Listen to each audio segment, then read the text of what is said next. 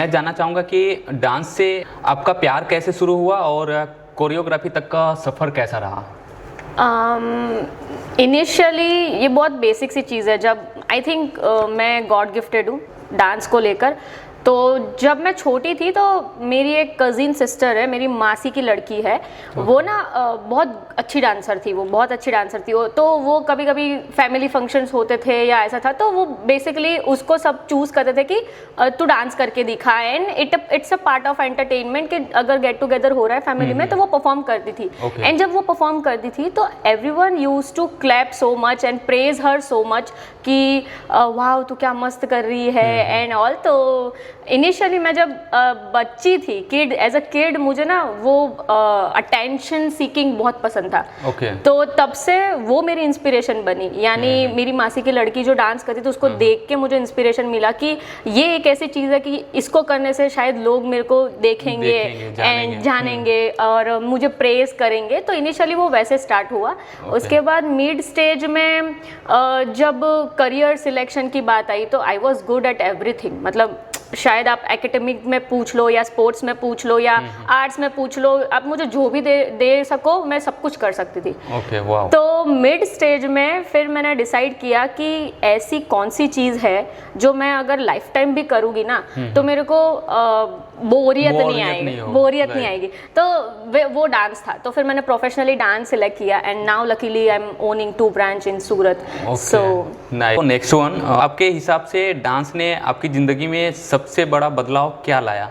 Oh nice, that's huge. I think मेरी personality सबसे बड़ी, जो अगर मैं अभी भी ग्राउंडेड हूँ या मेरी जितनी भी विजडम है, मेरी जो पर्सनालिटी, मेरा कैरेक्टर है, आई थिंक वो डांस से ही बिल्ड हुआ है। सो आई कैन से कि the whole me is given by dance. तो डांस की ही वजह से मैं बहुत सारे लोगों से मिली, उनसे, जैसे आप बोल रहे हो कि आप लोगों से सीखते हो, वैसे मैंने भी बहुत सारे लोगों से मिलने के बाद ना सीखा है क्या करना चाहिए, उसके ऊपर क्या नहीं करना चाहिए। मतलब मोस्ट ऑफली लोगों से सीखते भी है और लोग कुछ ऐसे भी मिल जाते कभी कभी जिनमें से हमें ये पॉइंट मिल जाते कि एटलीस्ट हम कुछ भी करें पर लाइफ में ये तो नहीं करेंगे ऐसा। तो बहुत सारी चीज़ें हैं। तो I think I can say कि मेरी जो भी विजडम है या as a person what I am या who I am, that is gifted by dance. जो लोग शर्मीले होते हैं या स्टेज से डरते हैं, क्या डांस उनकी कॉन्फिडेंस बिल्ड करने में मदद कर सकता है? डेफिनेटली। मैंने भी नोटिस किया है, अगर कुछ ऐसे पर्सन है वो करना चाहते हैं, थोड़े शर्मीले होते हैं, उनके माइंड में ये रहता है कि यार अगर मैं 4 लोगों के सामने डांस करूँगा, कोई स्टेप गलत हो गया या फिर ऊपर नीचे हो गया, फिर क्या जज करेंगे, और थोड़े शर्मीले होते हैं कि करूँ या ना करूँ। तो ऐसे लोगों के लिए आप क्या कहना चाहेंगे? डेफिनेटली मैं कह सकती हूँ कि डांस आपको कॉन्फिडेंस बिल्ड करने में हेल्पफुल 110% रह सकता है। रीज़न इज़ जो भी काइंड ऑफ शाई पर्सन होते हैं ना, what they use to do is to hide. वो ना छुपते हैं, नॉट इवन लोगों से बट सिचुएशन से या किसी न किसी तरीके से वो कभी भी लोगों के सामने आना नहीं चाहते। तो वो इनका फियर है जिन पे वो ज़्यादा ट्रस्ट करते हैं। बट मोर देन दैट, अगर वो डांस को सिलेक्ट कर रहे हैं, मैं ऐसा नहीं बोल रही हूँ कि उनको प्रोफेशनली ही डांस करना है, बट अगर उनको अपना कॉन्फिडेंस भी बिल्ड करना है ना तो वो डांस को अपना फर्स्ट स्टेप बना ज़रूर सकते हैं। रीज़न क्योंकि डांस एक ऐसा आर्ट फॉर्म है ना, वो सबसे ज़्यादा एक्सपोज्ड है।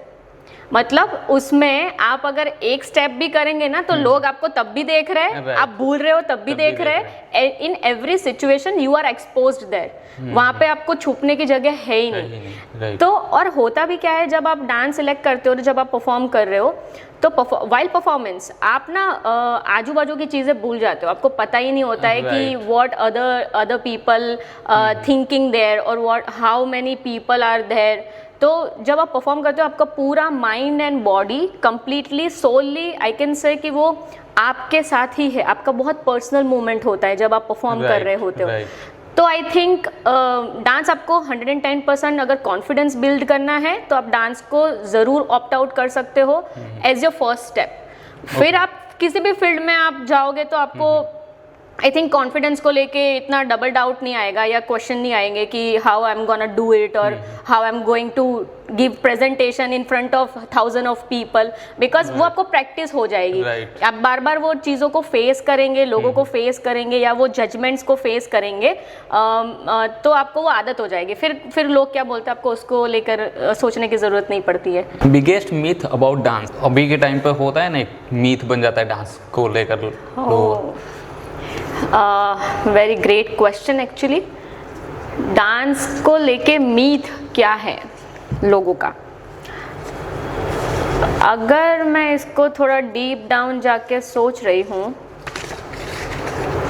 तो थिंग इज, मुझे ऐसा लगता है कि लोगों को सबसे बड़ा मीथ ये है कि डांस सीखना पड़ता है।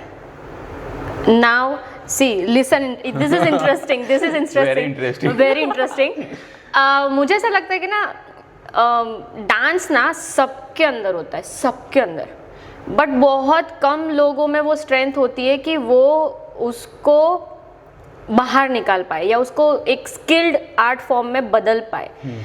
अगर आप लाइफ को ऑब्जर्व कर रहे होंगे ना, तो बच्चा ना छोटा होता है ना, जैसे ही उसका बोन होता है उसके थोड़े ही टाइम बाद आप कोई सा भी म्यूजिक चला दो, ही और शी विल ग्रूविंग।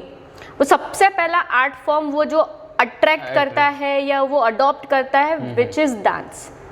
यानी डांस आपके अंदर ऑलरेडी है, बट बड़े होते होते हम उसको भूल जाते हैं या अपनी बॉडी में कहीं वो खो जाता है, क्योंकि अपनी बॉडी उतना मोबाइल नहीं होती है, मोबिलिटी, क्योंकि हमने एक्सरसाइज ही नहीं करते या what ever.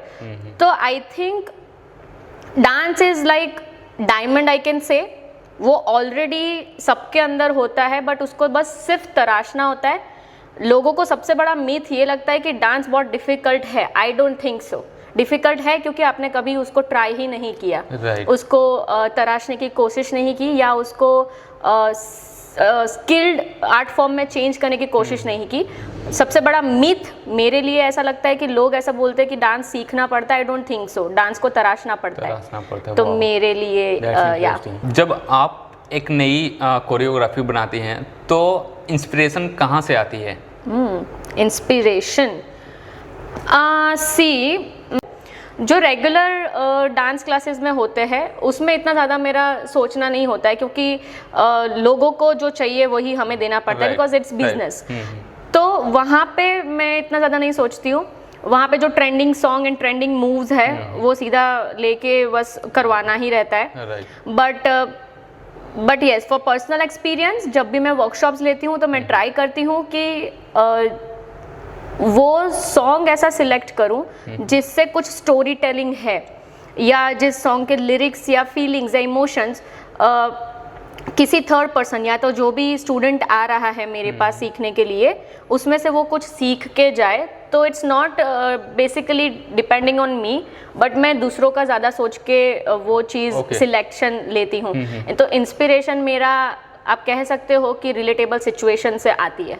Okay, that's nice. क्योंकि हमें ये भी देखना रहता है कि अकॉर्डिंग ट्रेंडिंग क्या चल रहा है, और विद इन 1 मिनट या 40 सेकंड जो भी सिलेक्ट करते हो उसमें हम स्टोरी क्या दे पा रहे हैं। हाँ, आई थिंक मेरे लिए डांस ना बहुत बड़ी रिस्पॉन्सिबिलिटी है, आई कैन से। तो जब मैं किसी बड़े अपॉर्चुनिटीज़ को पिक कर रही हूँ या मैं किसी बहुत बड़ी जगह पे जा रही हूँ जहाँ पे मुझे वो रिस्पॉन्सिबिलिटी निभानी है, वहाँ पे मैं बहुत ज़्यादा सोचती हूँ।